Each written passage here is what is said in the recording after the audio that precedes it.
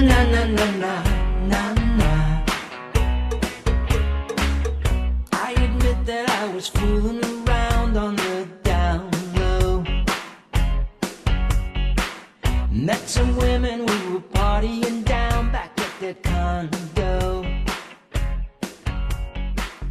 Then I realized. Hello, Peter. Hey, Matt, how are you? I'm very good. Well, good. Thanks for coming in.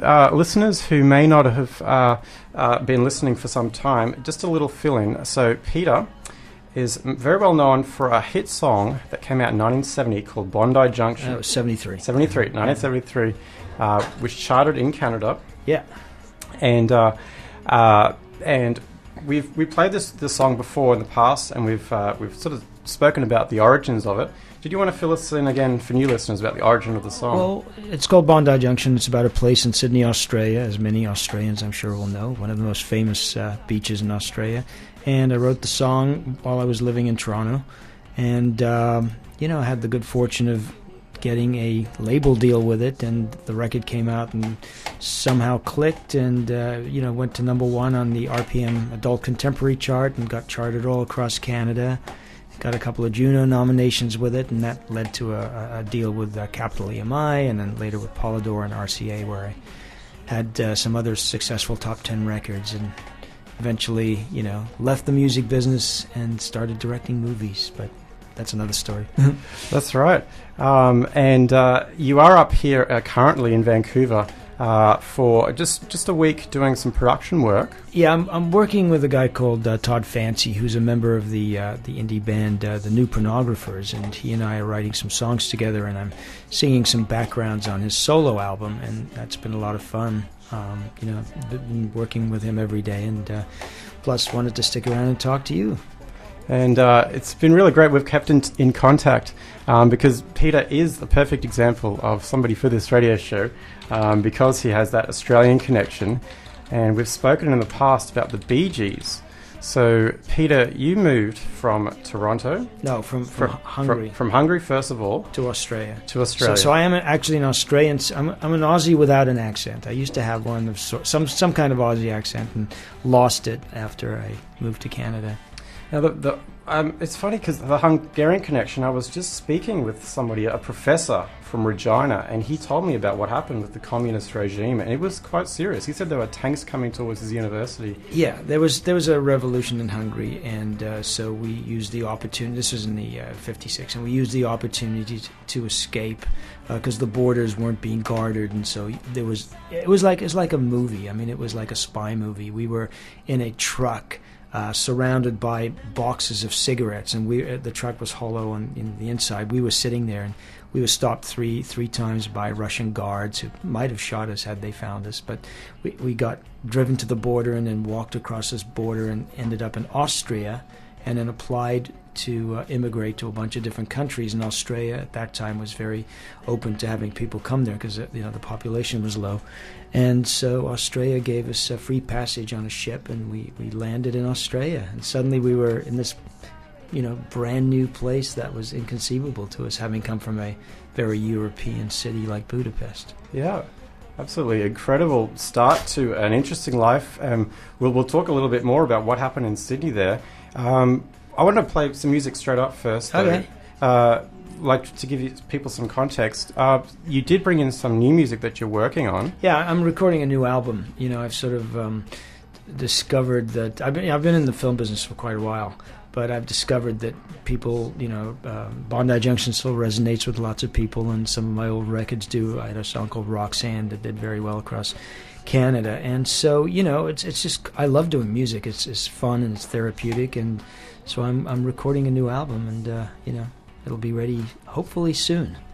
And we'll try to get Bondi Junction up here, but before that, I think we'll play one of your newer songs because we do have those queued. So which track should we play up first? Why don't you play So Emotional, which is the one I just kind of finished recording. It's almost done, but it's I think good enough to listen to. Great. And it's called So Emotional. This is the first time, I dare say, on radio in Canada. First time ever anywhere. Anywhere, wow. So that's kind of fun. So Emotional. This is by Peter Foldy. He's a very special guest here on Stranded. And we'll be right back to talk more about the fascinating series of events that took place in Sydney in Peter's life.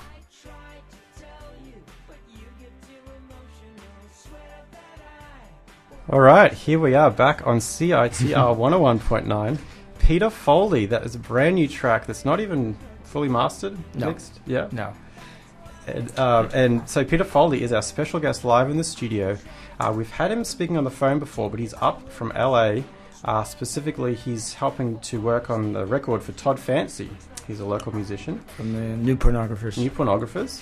I'm excited to feature that new music because Peter, even in the last week, has helped with some songwriting. Just the magic. Yeah, no, it's been fun. Yeah. We'll get into more of that later, but let's go back to Sydney. So Peter spent time in Sydney. He moved there from Hungary with his family, went to high school there. And Peter, how did you get involved in music? Well, I've always had an interest in music, but on my first day of high school, I met a kid called Trevor Gordon who said he was a singer, and I thought, yeah, well, that's very interesting, very cool. And he went on to being a guest star on the Johnny O'Keefe Show, which was a very popular TV show at the time, and ended up getting a record deal. And he became sort of a little bit of a pop star in Australia. And he, through his TV appearances, made friends with the Bee Gees, who were just a bunch of kids as well at the time, very up and coming, and not super popular, but clearly incredibly talented, as was Trevor. And so hanging out with Trevor and the Bee Gees, the young Gibb brothers, was amazingly inspiring, to be in a room with them and see them picking up guitars and singing in this amazing harmony that, they have. It would just it was mind-blowing. Of course, I never dared say that I was a singer or wanted to be a singer. I wasn't a singer, I just wanted to be a singer. Secretly, it was like a secret ambition.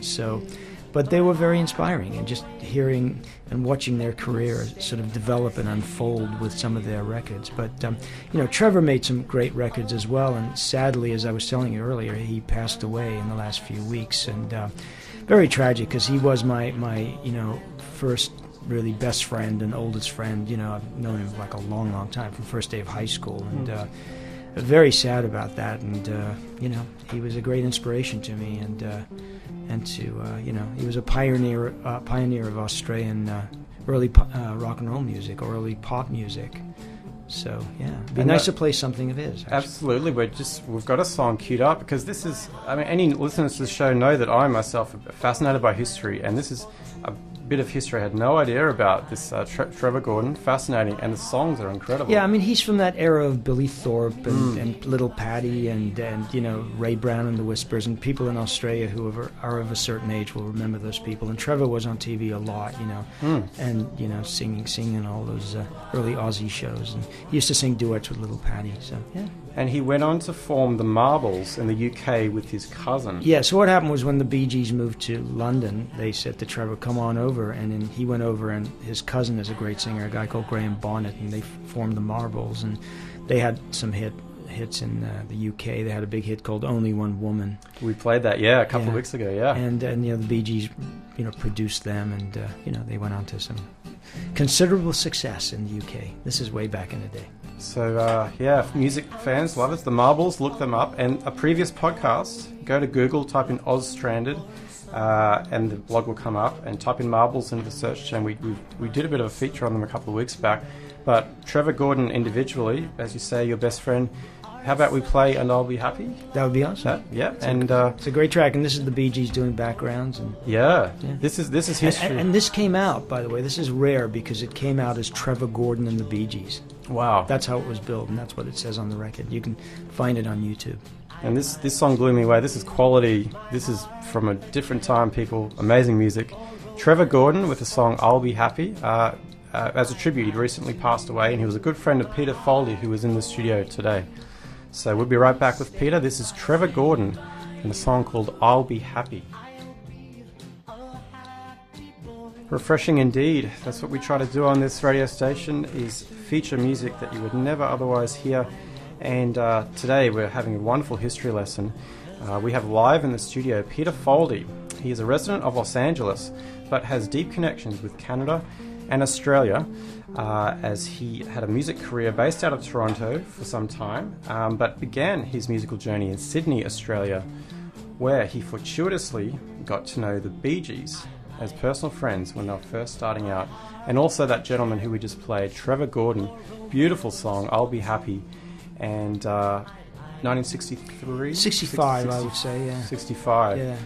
So, chronology-wise, so the Bee Gees, I mean, let's face it, everyone knows them. They were mega superstars in the disco era, but they began as a trio of artistic. As I showed you a clip earlier, and they were like kind of an adult novelty act. I mean, they played adult songs or novelty songs in adult nightclubs as like young kids, as 13, 14-year-old kids. They weren't a rock band. They were just like cabaret entertainers at first, and they would go on these TV shows and do cabaret type songs, like the clip I showed you from YouTube, "My Old Man's a Dustman," the old Lonnie Donegan hit, and that's the kind of stuff they did. And it was only when they were hitting their teens that they started writing what was then pop rock music or pop music, and developing from there. But they really, as I said, I think on the last time I was on your show, they really didn't get a lot of respect in Australia because they were kind of dorky, and they were funny looking, and they were, wore these funny checkered vests, and, they weren't a rock band, but, by the time they left Australia, their record, what was it, Spicks and Specks, was going to #1, and they landed in England, got signed by Brian Epstein, who was, not Brian Epstein, I'm sorry, Robert Stigwood, who had worked for Brian Epstein, the Beatles manager, and the rest is really history, so... Absolutely, and that's right. Those formative years in Australia, playing pubs and bars, doing what they were, and they were so refined. And so Peter, who went on to build a really great career for himself, was very clearly influenced by what he absorbed, and purely empathically, because you weren't mentored. That's what I find interesting. It's not like you were mentored specifically. You were just in the environment. I was actually discouraged. I was discouraged because seeing them was like, holy God, I can't say I'm a singer when I'm in the same room as these people. They're brilliant. They had this amazing. They just had this inherent talent. So that really sort of held me back. And also, saying that, hey, I want to be a singer, that's kind of silly.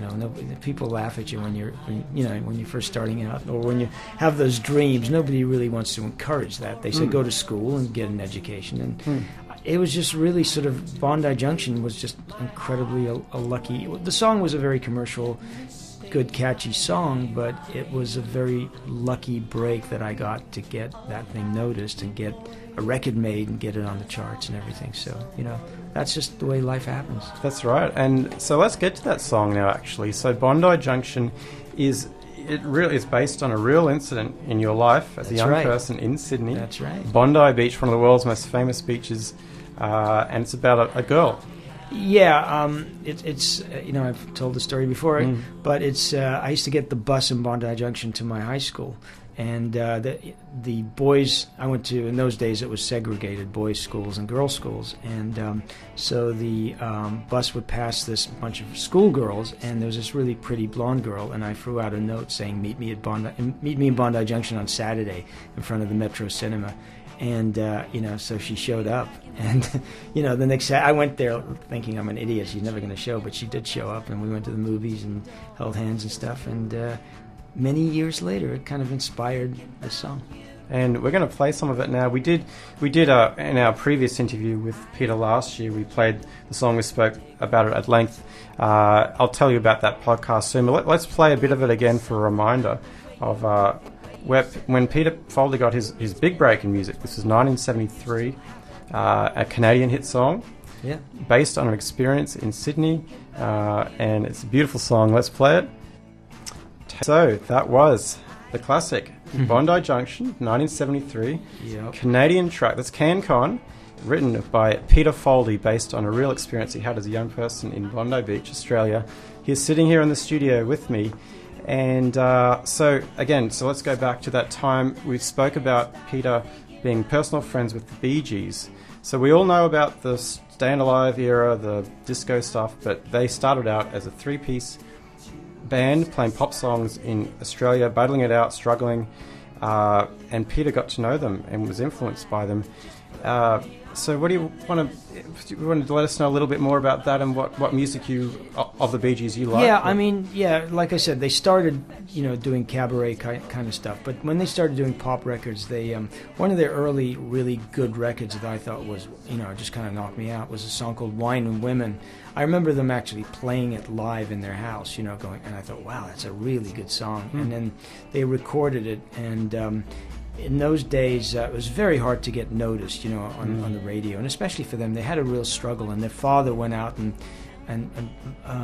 like they used to go around at night plastering, what do you call it, like posters on construction sites, the Bee Gees, Wine and Women, and they'd go to the stores. Their parents would go to the stores and buy 50 records and 100 records just to try and get radio stations to notice it. But Wine and Women is, I think, their first really great pop record that got them really noticed as a rock band, as a pop band in Australia. So, yeah, and Trevor Gordon, who we talked about earlier, played lead guitar on that one. Okay. Yeah. And of course the Bee Gees played vice versa on his single. Yeah, they wrote a lot of Trevor. They wrote all of Trevor's music. Yeah. In those days, Trevor wasn't writing. Barry was, Barry and Robin, I guess, were the songwriters, and they, all of Trevor's records were written by the Bee Gees. The one you heard, and the other ones that he did. So this is real cool. We're going to play this. We've got it queued up. This is the Bee Gees, Wine and Women, 1965. So this is pre-UK, and then the explosion happened for them. Imagine that amazing time going to the UK in the mid-60s, the Beatles, the whole thing was happening. They were at ground zero. But before that, they were in Australia starting out. And let's play Wine and Women from 1965, as recommended by Peter Foldy, who is here in the studio. We're live on CiTR Radio. This is Friday night in Vancouver, BC, Canada, and it should be around 1:30 in the afternoon in Sydney, Australia, if you're listening, or you could be anywhere in the world online, www.citr.ca. This is Stranded, the Australian Canadian music show, and a throwback there to a great track by the Bee Gees, Wine and Women from 1965. Even I have a best of Bee Gees at home CD, and it's like there's nothing of this era. It's like it's great to discover this. Thanks to Peter Foldy. Well, there's an album called Rare, Precious, and Beautiful, I think it's called, which has a bunch of old Bee Gees, a lot of the stuff on it. And there's also another one called Assaulting the Vaults or something, where they play a lot of the rare Bee Gees stuff, and Trevor Gordon stuff is on there too. So. Ah, right. Yeah. So okay. it can't, it's out there if you do the research. Yep, that's right. And so I'm sure that I've piqued the curiosity of some great music lovers out there. This is a very special show. Peter Foldy is in the studio. He is a currently makes his living as a filmmaker. We'll talk a little bit about that. Did you want to talk about your film work? What you do? I've directed a bunch of movies, a bunch of feature films, and some television and stuff. When I was in LA and the music thing was kind of winding down, I had the good fortune to sell a script that got made and was a successful teen movie, and that led to selling more scripts, and eventually I thought, I really want to direct, just like everybody says that these days. But, I was fortunate enough to, again, like with Bondi Junction, have a lucky break and meet the right people and have the right project at the right time. Started directing films, and, I've made some films for HBO and Showtime, which are the big networks in the States. I did a film with Beverly D'Angelo, who was one of my background singers here in Canada when I was making records for Capital EMI. And, the film business has gotten a lot tougher, just like the music business, because everybody is doing it, and it kind of, it's kind of diluted it, and also the money in the last few years has dried up, so for independent films especially. But I think it's getting a lot better now. And so, I love making films. It's a great... it's like each film you make is like going to war. It's like it's a real battle to get it from beginning to end, but it's a great challenge, and I'm happy that I've been able to accomplish that as well as make some records. So yeah, And moving to LA at that time, so for the Peter Foldy chronology, I guess we're jumping back and forth a little bit, but not really, but because I left Australia, around the time the Bee Gees and Trevor did and everything. I just went to Canada. I came to Toronto, and I went to film school. Actually, that's how my interest in film started. I went to York University in Toronto. Went to film school, but I was playing in bands at night, and in the basement of the film school, there was a sound, where people recorded sound, and I started cutting demos of songs I'd written, including Bondi Junction. And so going to film school is how I got my demos made, and then eventually it all came full circle when I found myself in LA. I thought, wow, this is the land of film, and I started writing scripts and And was it nerve-wracking for you when you did first get there? Because I guess the plan was there was a record company that was trying to set something up for you in LA that didn't quite turn out. Yeah.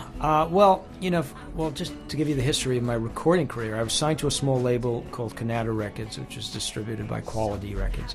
They had another artist that's quite well-known called Ray Materik, who's a sort of a well-known Canadian act from that era. And then I went from that label after I did Bondi Junction and an album for them. I got signed by EMI, Capitol EMI in Canada. But in those days, Capitol EMI's records were only being released in Canada. Like, it wasn't like you were on Capitol or EMI all across the board. So EMI in the States were only, releasing Anne Murray. She was the only Canadian act that was being released in the States. So my management got me a deal with Polydor in the States. And then I was on Capitol for 3 years. I came down to the States, and I got signed by a label called RCA Free Flight, which was a subdivision of RCA Records, and that was promising to be a really lucrative deal.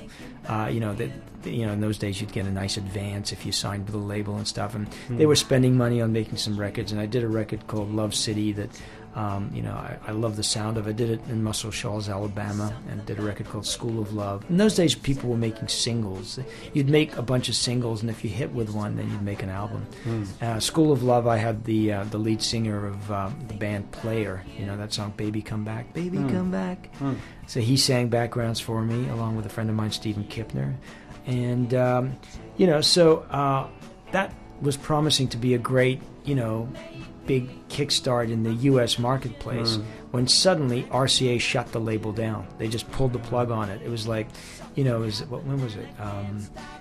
Gosh, I'm blanking now. It was in the early 80s, and it's kind of when the record business started imploding a little bit. A bunch of labels shut down, and suddenly I didn't have a label. I didn't have a major label. I didn't have any label, and so I didn't know what to do. I went back to Canada and toured for a while and played some clubs and things, living off the sort of milking my past successes there. But eventually I went back to LA and started writing scripts, and was lucky enough to sell one, and that led to more, and then eventually to directing. And I actually wanted to bring that up, that the very first one, Hot Moves. Yeah. Was that, like, historically, for film buffs, was that the first kind of teen sex comedy? Oh, I don't think so. Ever? No, I don't think so. I mean, there was Porky's and Ski School, and there was a bunch of them, but it was one of the early pioneers of that genre, and it was a very successful film. I was just a writer on it, and I was an associate producer. I forgot. I was an associate producer and a co-writer of that script, but the movie made a lot of money. It made about $10 million. Wow! Played theatrically, and it was a big title on VHS, because VHS was just starting to explode, and people were looking to fill the shelves with product, and that was sex sells. It was a silly movie, it really was, but I have fond memories of being on that set. Hot Moves, as you can imagine. And then many years later was the American Pie phenomenon, of similar genre, and Eugene Levy was in that, and he was one of the stars of one of the more one of my recent films. I did a film called Silver Man here in Toronto, and that starred Eugene Levy and Joe Pantoliano and Daniel Baldwin. It was kind of a cool, arty indie film that unfortunately didn't get the distribution that we had hoped it would get, but it won a bunch of festivals, and it played all over the world, and played in some good festivals. And I would fly around to places like Portugal and England and do Q&As after the movie. So it's when a movie's working, it's fun to go out and support it. And, it's amazing the people you meet and the experiences you have doing that stuff. So. Totally. So for more information about Peter's film career, peterfoldy.com. Of course, IMBD information there as well. peterfoldy.com has got everything, the music and the films. Soon to be rebuilt. peterfoldy.com. Yeah. As I think we were talking on the bus, my blog too needs a little bit more interactivity happening. It's a new world. It's exciting. This show is exciting, and it's great to have Peter here. He's reviving his solo music career. We've just been speaking about his career in film, but he's still recording songs. And there's an album due to be released in 2013. Hopefully, yeah. Hopefully, yeah. Yeah, you can never tell. And we have some songs here actually queued up, and we played one before, and I'd like to play another one again. What could you tell me, Peter, about where you're at with music these days? Well, I've never stopped writing music and producing music. I've also music supervised 3 feature films, so I've always kept my hand in music, even though I was, writing and directing films. I love music, and, as I may have said before, with the internet, and I had an album released in about 2006, 2007, a Best of Peter Foldy, that had all my old tracks on it, and that kind of brought a bunch of people around to say, hey, I like your record, or I remember Bondi Junction. I realized that there's people out there, in the past you had no way of knowing who was listening to your stuff, but now with the internet people can friend you on Facebook or tweet or whatever else. And so I found out there are people who still like the stuff and think of my old tracks, fondly or not, but there are people who remember it. So I just thought this would be a great time to record some new music, and so that's what I've been working on.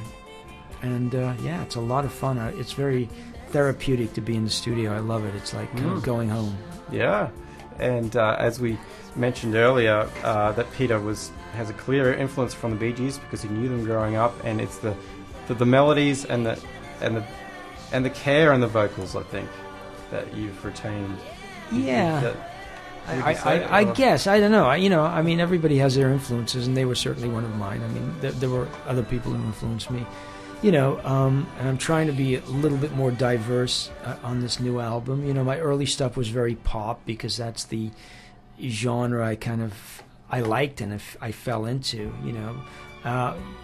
What I think I was telling you before. In those days in Canada, a lot of people were kind of folky sounding. There was the Gordon Lightfoots and the Dan Hills and people like that, and then there was the heavier rock bands like Bachman Turner. And I was doing this kind of pop music that sounded like it came from England or came from America. So I found a kind of niche, and I enjoy it, and it led to, fortunately, to some success. But the album is a little bit more diverse. So, well, we're going to play some another track now that Peter's recorded recently. So, which one will we? Something Happened? Yeah, play that. Something Happened? Something Happened. Okay, so Something Happened. I came to visit you in Vancouver. That's right, and we'll tell you too what the specific reason for that too, which is kind of interesting. But let's get into this song too. This is Peter Foldy, brand new track called Something Happened. And these are all unmixed, by the way. All unmixed, yeah. But just they're good enough to play, so I figured why not. For an upcoming album, Peter is visiting from LA. We'll be right back to chat some more with Peter. Peter Foldy is in the studio. He's visiting from Los Angeles, and it's been a real pleasure to have him because, well, for many reasons, he's a great person, and also his knowledge of Australian music because of the time he spent there as a young person, getting to know the Bee Gees, and continuing to make great music over the last couple of decades.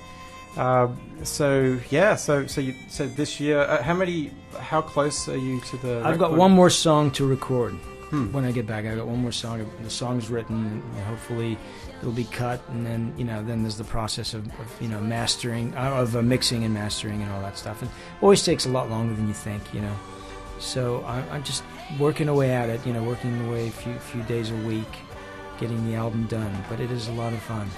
And we're talking on the bus about the process of songwriting. Can you comment on that for you over the years? How you go about it? The craft as opposed to the art or the emotional resonance of an experience. Well, I generally something just inspires for me to pick up the guitar and just start playing some melodies or some line or a line of lyric.